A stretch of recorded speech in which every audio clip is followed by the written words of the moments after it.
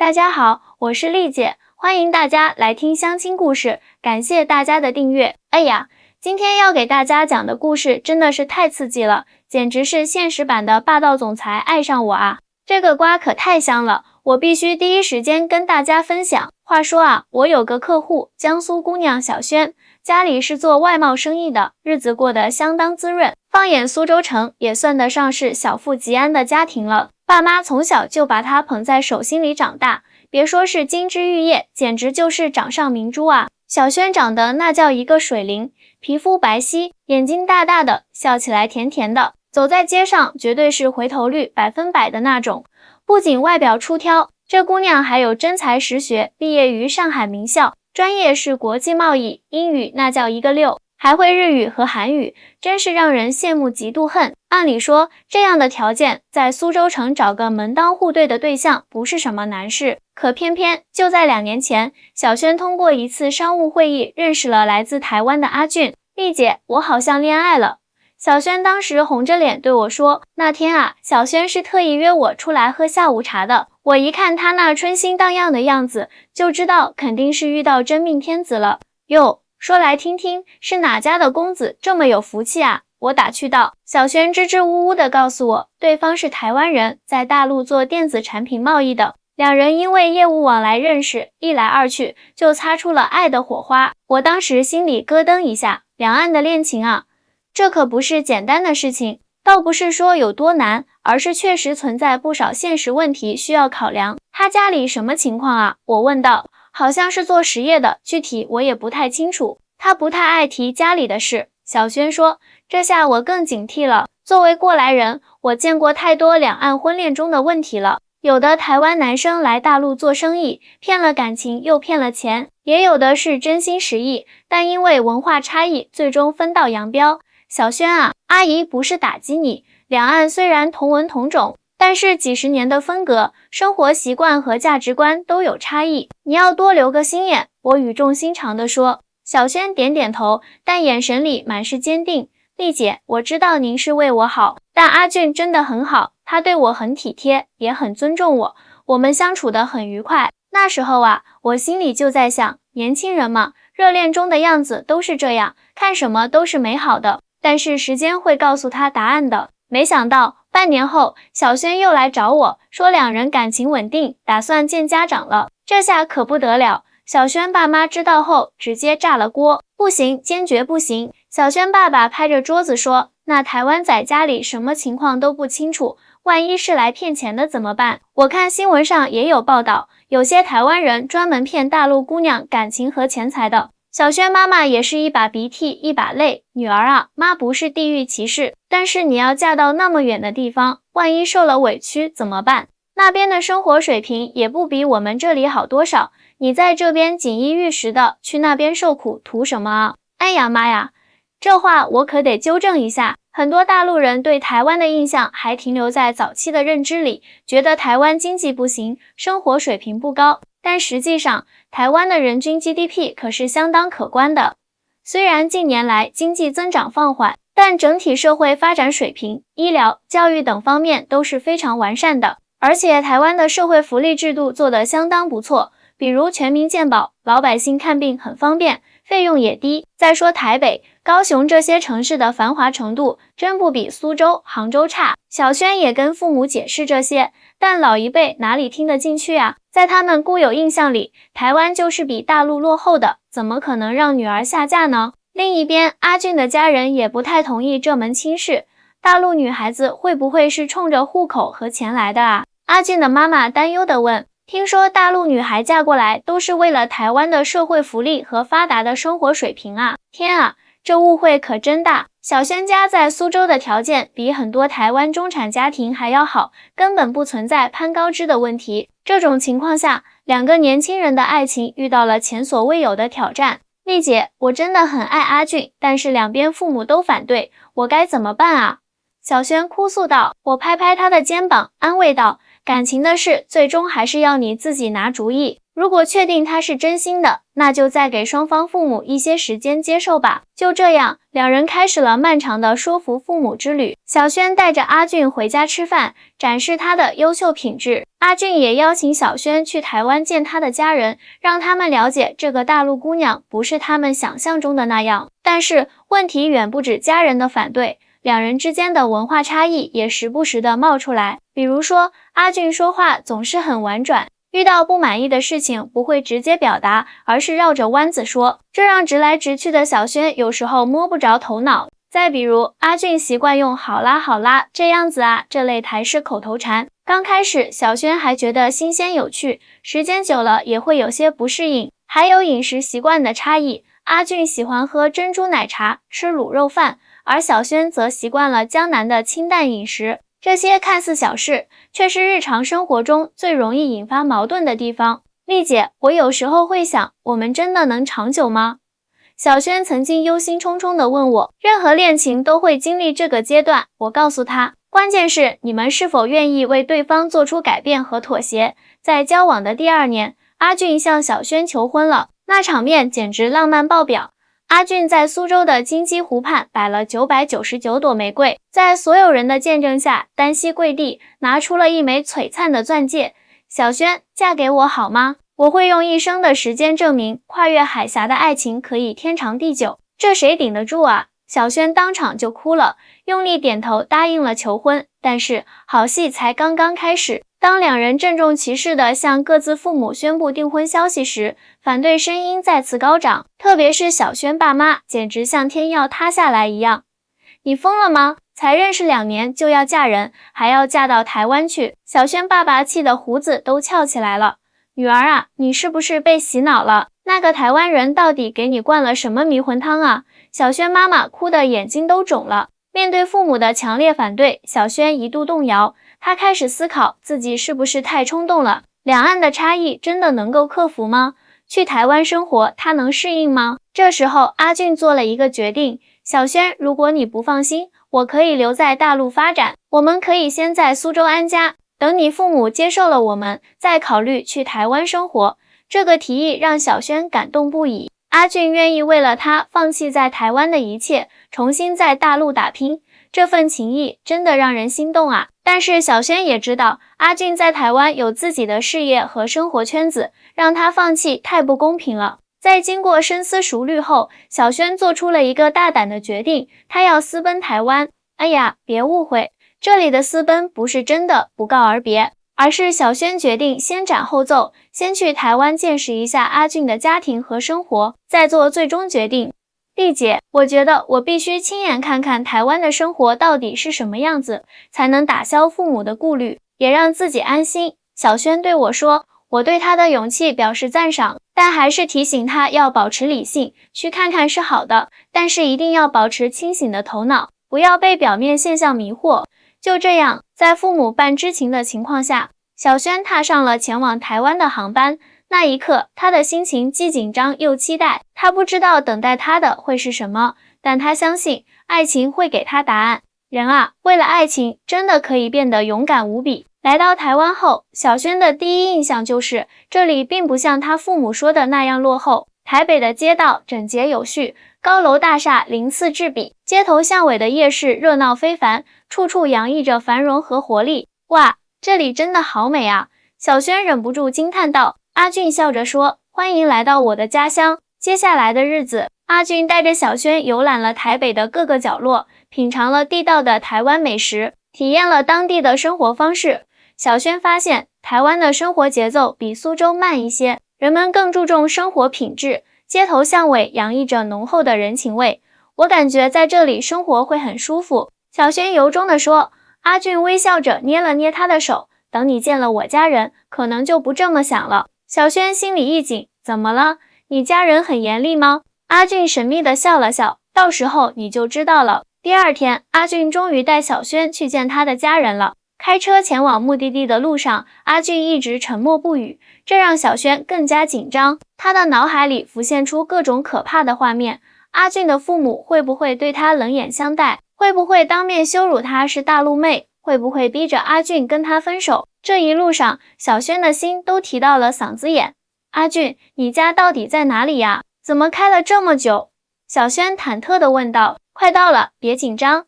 阿俊轻轻握了握他的手，安慰道。车子驶出繁华的台北市区，沿着蜿蜒的山路向上爬去，周围的景色越来越美，一栋栋豪华的别墅点缀在青山绿水之间。这是台北最高级的住宅区阳明山。阿俊解释道，很多政商名流都住在这里。小轩心里更没底了，难道阿俊家特别有钱？那他爸妈肯定更看不上我了吧？终于，车子在一座巨大的庄园前停下，光是大门就气势恢宏，门口站着2位西装笔挺的保安。到了，这就是我家。阿俊淡淡地说。小轩惊得说不出话来，这哪里是普通家庭啊，分明就是豪门大宅啊！阿俊，你家是做什么的？小轩结结巴巴地问。阿俊笑了笑，进去就知道了。走进庄园，小轩被眼前的景象震撼了。宽敞的前院里有喷泉和雕塑，整齐的草坪上点缀着精心修剪的花木。主楼是欧式建筑风格，至少有3层楼高，气派非凡。哎呀妈呀，这也太夸张了吧！阿俊家里该不会是黑道大佬吧？小轩心里直犯嘀咕。就在这时，一位优雅的中年妇女从屋内走出来，她穿着简约大方的旗袍，举止端庄，脸上带着和蔼的笑容。阿俊，你终于回来了。这位就是你常提起的小轩吧？阿俊点点头，对小轩介绍道。小轩，这是我妈妈，阿姨好。小轩紧张的声音都变了调。阿俊妈妈走进小轩，仔细打量着他，然后突然拉起他的手，果然是个漂亮的姑娘。来，快进屋，你爸爸等不及要见你了。这热情的态度让小轩有些措手不及。在他的预想中，阿俊的父母应该会对他冷眼相待才对啊。进入豪宅内部，小轩更是目瞪口呆。高耸的挑空客厅，精美的水晶吊灯，价值连城的字画和古董，处处彰显着主人的非凡身份和卓越品味。在餐厅里，一位头发花白、面容慈祥的老人正在等候。他一见到小轩，立刻站起身来，脸上露出慈爱的笑容。这就是我们家阿俊心心念念的小轩啊！快坐，快坐。阿俊介绍道。小轩，这是我爸爸。叔叔好。小轩恭敬地问候。叫我爸爸就好。阿俊爸爸豪爽地说。阿俊整天在我耳边念叨你，说你有多好，多漂亮，多聪明，今天一见，果然名不虚传啊！这突如其来的认可让小轩受宠若惊。难道阿俊的父母并不反对他们的恋情？那阿俊为什么说他家人不接受他呢？用餐期间，阿俊的父母热情地询问小轩的家庭、学业和工作，对他的回答都连连点头，表示赞赏。饭后，阿俊妈妈甚至拉着小轩的手，带他参观了整个别墅，展示了家族的照片和收藏品。小轩啊，阿俊从小就很懂事，也很有主见，他能选中你，我和他爸爸都很放心。阿俊妈妈亲切地说。小轩困惑极了，阿姨，我以为您和叔叔会反对我们在一起。阿俊妈妈笑了，哎呀，孩子，你太紧张了，我们只希望阿俊找个真心爱他的人，而不是看中我们家的背景，所以我们才让阿俊去大陆发展，不让他透露家里的情况，就是想让他找到真心相爱的人。这番话让小轩如梦初醒，原来阿俊隐瞒家庭背景不是因为家境不好，而是害怕别人只看重他的家世。当晚休息时，小轩迫不及待地追问阿俊，你家到底是做什么的？为什么这么有钱却不告诉我？阿俊叹了口气，我爷爷是台湾早期的科技企业家，创办了岛内最大的半导体企业之一。我父亲接手后，又将产业扩展到了生物科技和新能源领域。我去大陆就是为了开拓市场，同时也想靠自己的能力证明价值，而不是依靠家族的光环。小轩震惊地说不出话来，他一直以为阿俊只是个普通的台湾商人，没想到他竟然是台湾顶级豪门的继承人。难怪你爸妈这么客气，原来他们根本就不在乎我的家境，因为你们家已经富可敌国了啊。小轩半开玩笑地说。阿俊却很认真，不是这样的，我父母看重的是你的人品和能力，而不是家境。他们欣赏你的独立和聪明，也感谢你是真心爱我这个人，而不是我的家庭背景。听完这些，小轩百感交集，原来他一直担心的问题根本不存在。阿俊家人非但不嫌弃他，反而很欣赏他，而他家里人对台湾的偏见也完全是多余的。接下来的日子，小轩在台湾过得十分充实，阿俊带他参观了家族的企业，让他了解台湾的科技产业。阿俊妈妈教他做台湾特色美食，带他去逛夜市和购物中心。阿俊爸爸则经常和他讨论国际贸易和经济形势，对他的见解赞不绝口。小轩发现，台湾的生活方式和价值观与大陆有很多不同，但这些差异恰恰构成了相互吸引和补充的魅力。台湾人注重细节，讲究生活品质，大陆人则更加务实，追求效率和成果。两种文化的融合，反而能创造出更加丰富多彩的生活。在台湾停留了2周后，小轩回到了苏州。这次经历彻底改变了他的想法，也坚定了他要嫁给阿俊的决心。回到家，小轩把在台湾的所见所闻都告诉了父母，还给他们看了大量照片和视频。他父母这才知道，阿俊家的条件竟然比他们好太多了。这小轩爸爸目瞪口呆，你是说阿俊家是台湾顶级富豪？他爷爷创办的是那个世界闻名的半导体企业。